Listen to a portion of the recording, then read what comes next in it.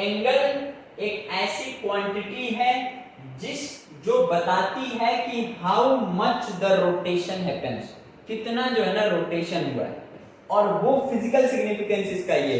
तो ये जितना रोटेट हुआ है ना, इस रोटेशन को हम बोल रहे हैं असल में angle, how much it is rotated.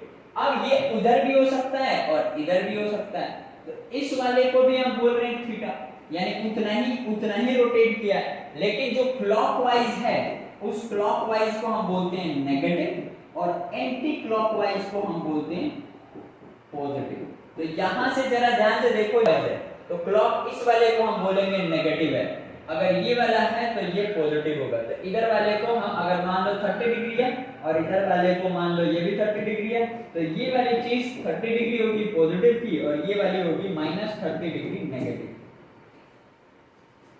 एक है रेडियल और दूसरा जो है वो है तुम्हारा डिग्री।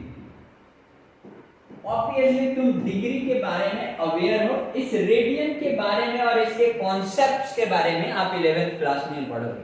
बस आप समझ जाओ कि डिग्री है। अब डिग्री क्या होता है, 1 डिग्री का क्या मतलब है, 1 डिग्री का क्या मतलब है।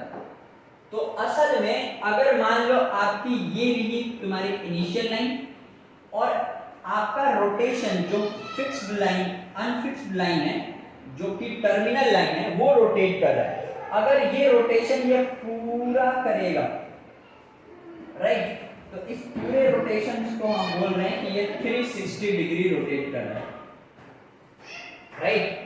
तो अगर मैं बोलूं कि इस पूरे रोटेशन का अगर मैं 360 पार्ट करूं, 360 पार्ट करूं इक्वली,